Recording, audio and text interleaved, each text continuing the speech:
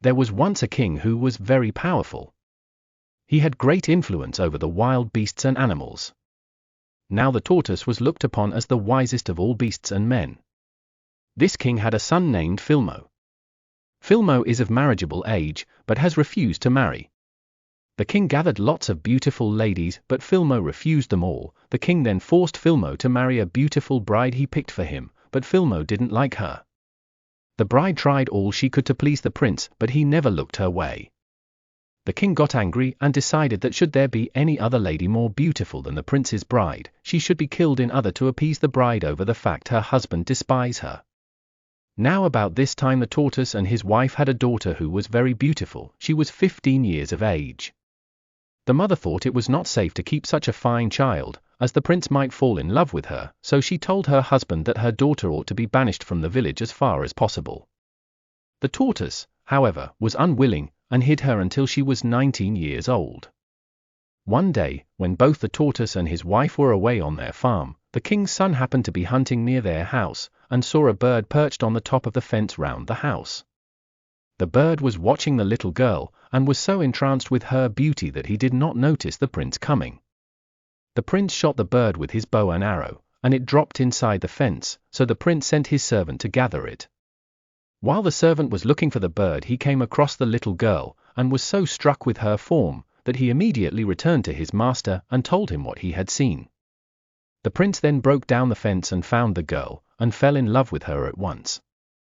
He stayed and talked with her for a long time, until at last she agreed to become his wife. He then went home, but concealed from his father the fact that he had fallen in love with a beautiful daughter of the tortoise. But the next morning he sent for the treasurer, and got 60 pieces of cloth and 300 rods, and sent them to the tortoise.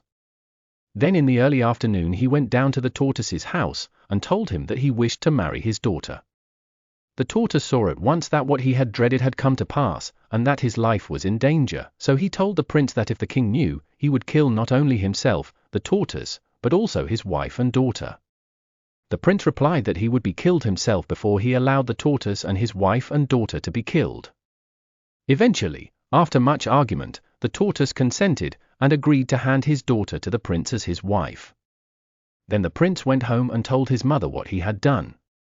She was in great distress at the thought that she would lose her son, of whom she was very proud, as she knew that when the king heard of his son's disobedience he would kill him.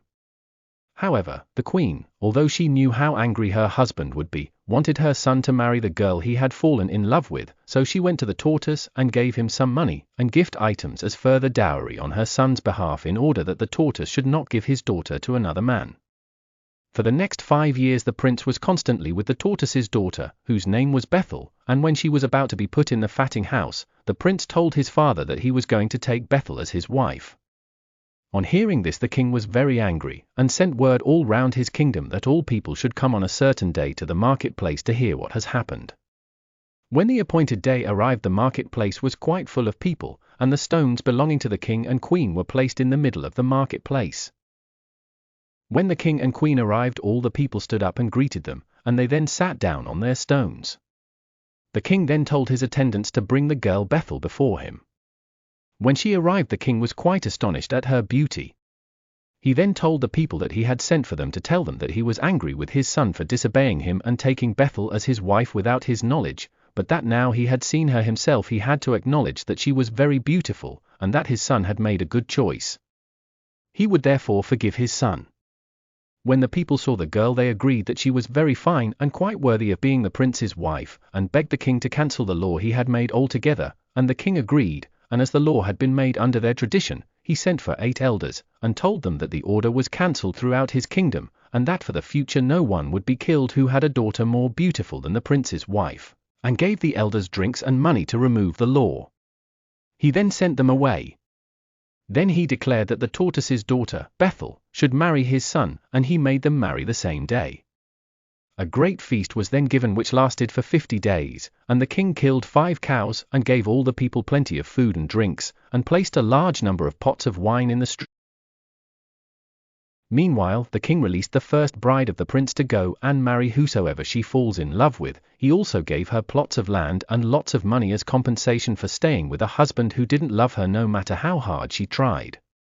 The prince and his wife lived together for a good many years until the king died, when the prince ruled in his place. And all this shows that the tortoise is the wisest of all men and animals.